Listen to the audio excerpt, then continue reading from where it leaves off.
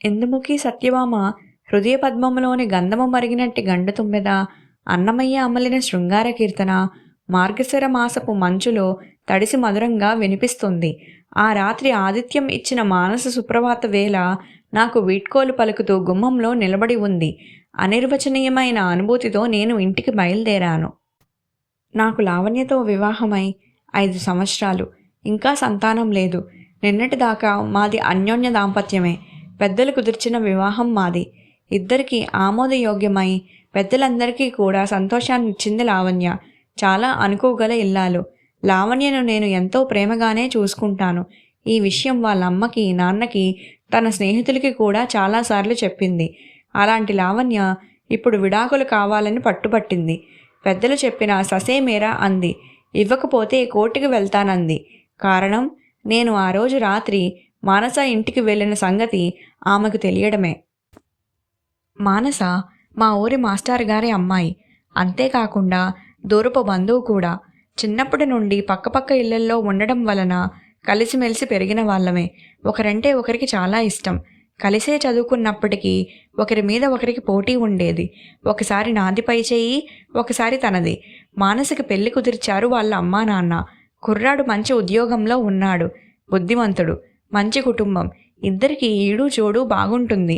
వద్దని చెప్పడానికి కారణమేమీ కనిపించలేదు. పెళ్ళి అయిపోయింది. పెళ్లి రోజు ముహూర్తానికి ముందు వెళ్ళాను నేను. నన్ను చూసి ఇంత లేటుగానా రావడం అంది మానస. నవ్వి ఊరుకున్నాను. నా 2 చేతులు పట్టుకొని నన్ను మర్చిపోతావా అంది. మానస కళ్ళల్లో నేను ఎన్నడూ చూడని ఒక రకమైన భావన మనసును గట్టిగా తాకింది. మౌనంగా నవ్వి చెయ్యి విడిపించుకొని యువతలకి వచ్చేశాను. మొదటిసారిగా అనిపించింది మానస నన్ను ఇష్టపడుతుందని. మరి నా సంగతి మాత్రం అప్పుడు కూడా ఆలోచించలేదు. తర్వాత కొన్నాళ్ళకి లావణ్యతో నాకు వివాహం అయ్యింది. మా పెళ్లికి మానస కూడా వచ్చింది. లావణ్య బాగుందని, నాకు తగిన జోడీ అని చెప్పింది. అప్పుడు తాను గర్భిణి. నా చేతిని తన పొట్టకి ఆనించుకొని, నీలాంటి అబ్బాయి పుట్టాలని నా కోరిక అంది మానస. ఆ తర్వాత ఎవరి పెళ్లిళ్లకో పేరంటాలకో వెళ్ళినప్పుడు కనిపించడం తప్ప మేము కలుసుకున్న సందర్భాలు తక్కువే. కలిసినప్పుడు మాత్రం తాను పెద్దరికం వహించడం వరకే. చాలా రోజులకి ఒకసారి కలిసింది. అప్పుడు తన కూతుర్ని చూపించి, అమ్మాయే పుట్టింది. నీలాంటి అబ్బాయి కావాలనుకున్నాను. నేను అనుకున్నవి ఏమీ జరగవు అంది మానస. కనిపించిన ప్రతిసారి మంచు తెరల మాటున చందమామలా అనిపించేది. చాలా ఏళ్ల తర్వాత మళ్ళీ ఇప్పుడు సికింద్రాబాద్ రైల్వే స్టేషన్లో కనిపించింది. నేను లావణ్యని రైలు ఎక్కించి తిరిగి వస్తుంటే తాను కూడా కూతురిని రైలు ఎక్కించడానికి వచ్చిందంట. ఆయన రాలేదా అడిగాను. ఇక్కడ ఉండడం లేదు, ఢిల్లీలో ఉంటున్నారు. మరి నువ్వెందుకు ఇక్కడ? మరో ఏడాది పాప చదువు ఉంది. అందాక ఇక్కడే. కాలేజీ పిల్లలందరూ పిక్నిక్ వెళ్తుంటే తాను కూడా వెళ్తానంది. రైలు ఎక్కించి వస్తున్నాను చెప్పింది మానస. నువ్వేమీ మారలేదు, అలానే ఉన్నావు అంది మానస. నువ్వు అలాగే ఉన్నావు. తెచ్చిపెట్టుకున్న పెద్దరికం, ఏ భావాలు పలకరి ముఖ కవలికలు అంటున్న నా మాటలు మధ్యలోనే ఆపేస్తూ మా ఇంటికి వెళ్దాంరా అంది. ఇప్పుడు కాదులే అన్నాను. కాసేపు ఉండి వెళ్దువుగాని, ఒంటరిగా ఉన్నానుగా, దిగులుగా అనిపిస్తుంది అంటూ ఇప్పుడా అని సంచాయిస్తున్నా నా చెయ్యి పట్టుకుని ముందుకు నడిచింది. ఎప్పటి నుంచో నాకు ఓ కోరిక ఉంది నీ విషయంలో. కాస్త ఆగి మళ్ళీ అంది, నా చేత్తో నీకు వండి వడ్డించి తృప్తిగా తినిపించాలని. అది ఇవాళ తీర్చుకుంటాను. అంత టైం ఏమీ అయిపోదులే, భయమేం లేదులే అంది స్వరంలో కాస్త అల్లరి ధ్వనించేలా. నిజంగా ఆ రాత్రి నాకు ఒక మర్చిపోలేని అనుభవమే. ఇంట్లోకి వెళ్ళగానే బట్టలైనా మార్చుకోకుండా కుక్కర్ పడేసి కూర తరిగి చకచకా వంట చేసేసింది. వంట చేస్తూనే నాతో కబుర్లు చెబుతోంది. వంట పూర్తయింది. టైము 9:30. స్నానం చేసి వచ్చింది. నువ్వు కూడా చేస్తావా అంది. వద్దు, భోంచేసి వెళ్తాను. ఈ పూటకి ఉండిపోరా గోముగా అడిగింది. ఇప్పుడా? పర్లేదు ప్లీజ్. నాకు ఆలోచనకి రానివ్వకుండా టవల్ నా చేతిలో పెట్టి బాత్రూంలోకి పంపింది. నా మనసంతా అల్లకల్లోలంగా ఉంది. మానసికంగా నాకు ఎంతో దగ్గరైన మానస ఇప్పటి వరకు దూరంగానే ఉంది. ఏనాడు హద్దులు దాటింది లేదు ఇద్దరము. అలాంటి ఆలోచన కూడా లేదు. తనంటే నాకు అపారమైన ఇష్టం. నేనంటే తనకు ప్రాణం. కబుర్లు చెప్పుకుంటూ భోజనాలు ముగించాం. చిన్నప్పటి జ్ఞాపకాలు, వ్యక్తిగతాలు, బంధువులు, స్నేహితులు గడిచిపోయిన కాలం మళ్ళీ మా ముందర మరోసారి పరుగు పెట్టింది. నేను సోఫాలో నడుం వాల్చి తాను చెప్పేవి వింటూ ఉన్నా. పక్కనే నేల మీద కూర్చుని నా మీద చెయ్యి వేసి తాను మాట్లాడుతూనే ఉంది. అలాగే ఎప్పుడు నిద్రలోకి జారిపోయానో నాకే తెలియదు. ఒక రాత్రి మెలకువ వచ్చి చూస్తే సోఫాలో పక్కనే దుప్పటి పరుచుకొని పడుకొని ఉంది మానస. నిద్రపోతున్న సముద్రంలా ఉంది. మళ్ళా నిద్ర పట్టలేదు నాకు. తుఫానులో సముద్రంలా అల్లకల్లోలం అయింది నా మనసు. కాలం స్తంభించిపోయినట్టు ఏదో తెలియని అలజడి. నా గుండె చప్పుడు నాకే బిగ్గరగా వినిపిస్తోంది. తెల్లవారుజామునే లేచింది మానస. గబగబా స్నానం చేసింది. దేవుడి గదిలో దీపం వెలిగించింది. కాఫీ తయారు చేసింది. మెలకుగానే ఉక్కిరిబిక్కిరి అవుతున్న నన్ను లేపింది. అన్నమయ్య పాటలు సన్నని స్వరంలో వినిపిస్తున్నాయి. ఇంత ప్రశాంతమైన ఉదయం నా జీవితంలో ఇంతవరకు చూడలేదు. ఇద్దరం కాఫీ తాగాం. ఇక బయలుదేరమనే భావం నాకు అర్థమయ్యింది. లేచి బట్టలు మార్చుకొని బయలుదేరాను. గుమ్మంలో మానస తడి ఆరని తలకి పిడికట్టుకొని బొట్టు పెట్టుకున్న చందమామలా ఉంది. మేలుకో శృంగారరాయ, మేటమదన గోపాల పాట దూరమవుతుంది. నేను ముందుకు సాగిపోతున్నాను. ఇంట్లో దాదాపు ఒక 20 మంది దాకా ఉన్నారు. లావణ్య వాళ్ళ నాన్న, అమ్మ, పిన్ని, బాబాయ్, ఇంకా దగ్గర వాళ్ళు, దూరం వాళ్ళు, మా అమ్మా నాన్న కూడా. మా ఇద్దరి మధ్య వచ్చిన సమస్య పరిష్కారానికి ఇంతమంది కావాలా? తన బలగాన్ని బలంగా ప్రదర్శిస్తోంది లావణ్య అనిపించింది. మొదటిసారిగా లావణ్య మీద చిరాకు భావన. ఇంతకీ మీరు ఏమంటారు బాబు? మామగారు అడిగారు మెల్లగా. నేనేదో మాట్లాడబోయేలోగానే ఇందులో తాను అనేది ఏముంది? ట్రైన్ ఎక్కిన నేను తనకి ఫోన్ చేస్తే ఇంటికి వెళ్ళిపోయాను అని చెప్పాడు. ఇంటికి వెళ్తే తాళం వేసి ఉందని తమ్ముడు నాకు ఫోన్ చేశాడు. తరువాత తెలుసుకున్నాను మానస ఇంటికి వెళ్ళాడని. తప్పు చేసి దొరికిపోయాడు. తప్పించుకోవడానికి ప్రయత్నించాడు. ఏమీ తప్పు లేనప్పుడు అబద్ధం చెప్పాల్సిన పని ఏముంది? అంది లావణ్య మధ్యలోనే కలగజేసుకొని. పరిస్థితుల్ని అంచనా వేయలేని అమాయకత్వం, ఎదుటివాడి మీద అపనమ్మకం, తన మీద తనకి అతి నమ్మకం. ఇది లావణ్య మనస్తత్వం. అనవసర అనుమానాలు ఎందుకని మానస వాళ్ళింటికి వెళ్ళినట్లు చెప్పలేదు. అంతే నేను చేసిన తప్పు. నిజాయితీ లేని మనిషితో కాపురం చేయడం కష్టం. నేనింక అతనితో కలిసి ఉండలేను. తెగేసి మరోసారి చెప్పింది లావణ్య. దాదాపు అందరూ నన్ను దోషిగా, లావణ్య వాదన కరెక్ట్ అనే విధంగా నిర్ధారించారు. నేను తప్పు అని ఒప్పుకొని మరోసారి అలా జరగదని అందరి ముందు హామీ ఇస్తే లావణ్య మనసు మారే అవకాశం ఉంది. నేను అలా అంటానేమోనని అందరూ చూస్తున్నారు. పొరపాట్లు, తొందరపాట్లు ఎవరి విషయంలోనైనా జరుగుతాయి బాబు. తప్పుని తెలుసుకుని దిద్దుకోవడమే నిజాయితీ, తెలివైనతనం అని ఆగిపోయింది మా అత్తగారు. ఎందుకమ్మా అంతగా బతుమలాడుతావు? మనసులో ఒకరిని పెట్టుకొని నాతో కాపురం చేయడానికి అతనికి ఇష్టమేమో గాని నాకు ఇష్టం లేదు. తెగేసి చెప్పింది లావణ్య. లావణ్య, భార్యాభర్తలు అన్న తర్వాత ఏవో చిన్న చిన్న సమస్యలు సాధారణం. అన్నీ మర్చిపోయి ఇక మీదట హాయిగా ఉండాలని ప్రయత్నం చేస్తే బాగుంటుంది. ఏరా, నువ్వు కూడా సర్దుకుపోవాలి. సంసారం అంటేనే సర్దుకుపోవడం. అమ్మా నాన్న కల్పించుకున్నారు. కొంత నిశ్శబ్దం. అప్పుడు దొరికింది నాకు మాట్లాడే అవకాశం. అప్పుడే మొదలైంది నాలో కదలిక. లేదు నాన్న, సంసారం అంటే సర్దుకుపోవడం అని అందరూ అర్థం చెబుతారు, కానీ అది తప్పు. సర్దుకుపోవడానికి ఇది 1 గంట ప్రయాణం కాదు, ఒక పూట మజిలీ కాదు, ఒక జీవితకాలపు ప్రయాణం.